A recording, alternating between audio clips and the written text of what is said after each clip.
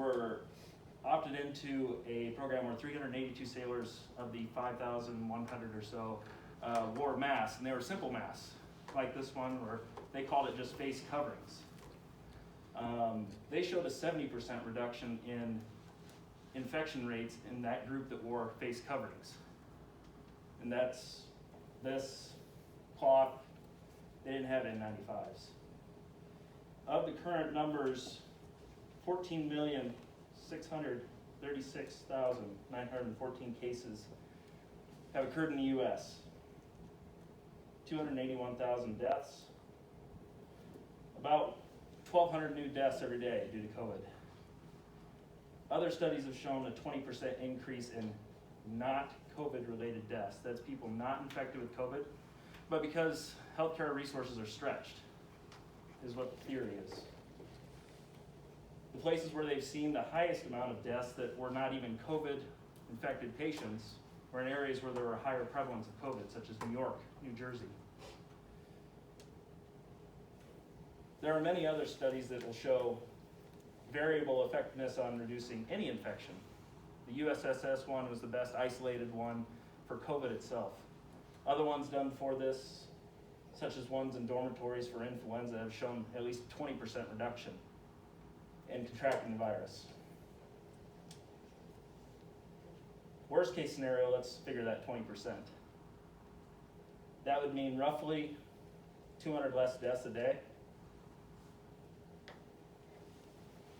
Doesn't take long to be the entire town of Holdrege. Now statistically it's not going to hit just Holdrege, and that's not going to be every day 200 in Holdrege.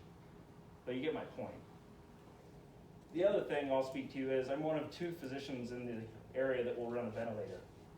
You have me and one of the other doctors that recently moved that can run the ventilator. We have 1 dedicated ventilator. We have 4 ventilators from the OR that we can make it work. And then we have a few BiPAP machines that we could somewhat make it work. The bed shortage does put us at risk of having to keep some of those very critically ill patients. And I will do the best I can, but I don't have a neurologist here, cardiologist, pulmonologist, anesthesiologist, intensivist.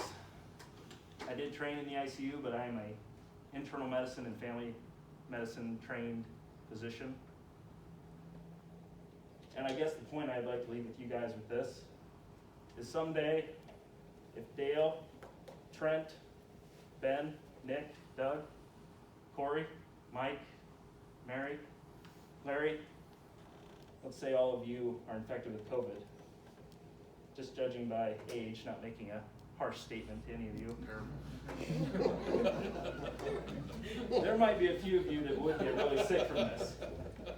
And we know even younger ones, Trent, I'll call you young, Ben, you look pretty young, that even you guys, there are some that get sick enough that you have to go on the ventilator.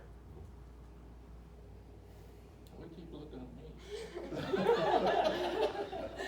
I can tell you as one of the 2 physicians, I don't want to have to make the choice if you live and you die. I came from a small town of 1,200, Atkinson in Nebraska. And I know in a small town, we're like a family in some ways. We might not all agree. But I sure don't want to make a choice. One of my family members has to die. And we're getting closer to that. We're not there yet.